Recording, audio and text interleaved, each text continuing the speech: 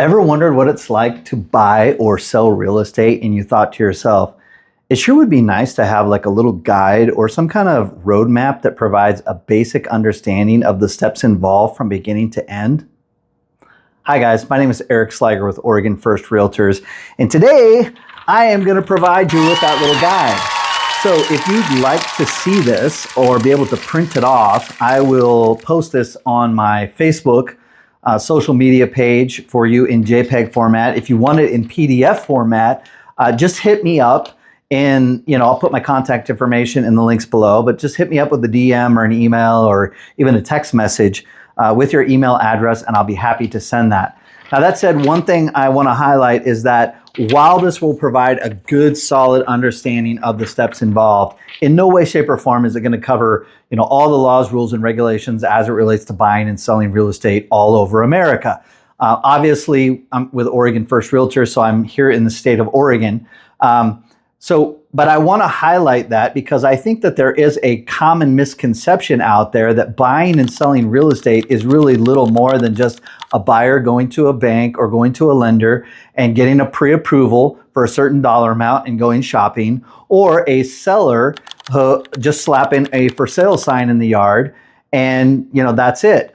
There are a lot of rules and regulations that apply to buying and selling real estate, which is why I would advocate that wherever you are, that you talk with a local realtor. Again, if you're in the state of Oregon or if you're considering buying or selling property in the state of Oregon and you have questions, you can always hit me up. Again, my contact information will be below. But I'm going to share with you a tip today that illustrates this point that goes beyond the websites that vie for your attention, the national websites that promise all of the things that they can do for you, when in reality, all they're doing is farming out that work to the local realtors who live, sleep, eat, and breathe in the local communities that you are going to be seeking a realtor in. I'm not going to name the names of those websites. I think we all know who they are, but basically all they do is connect buyers and sellers with real estate agents for a lot of money. Let's face it, they're not really the ones that are going to be helping you. They're just connecting you. So Google search around to find your realtor so that your realtors out there are not spending thousands of dollars to chase down leads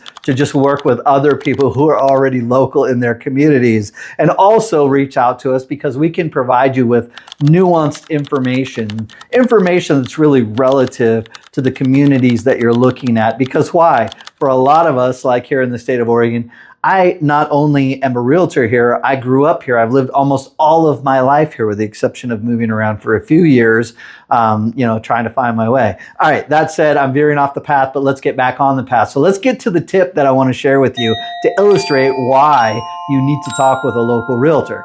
So you may or may not know this if you live or have bought or sold real estate in the city of Portland. But there is an actual boundary map out there that's been produced by the city of Portland, and I'm going to put a link to this in the descriptions below as well, so you'll have that information, that basically articulates that you as a home seller must, if in the last 8 years somebody else hasn't done this or it's never been done, you must get an energy inspection done on your home. Now, this is different than your regular home inspection, right? This is really specifically designed to determine how energy efficient your home is. And if you don't do this, with the exception of whatever caveats and the exceptions that they've put, and again, I'm not going to list them all here. You can go to the website to find out more information about it, the Portland website. But if you don't, you could be facing a penalty of up to $500.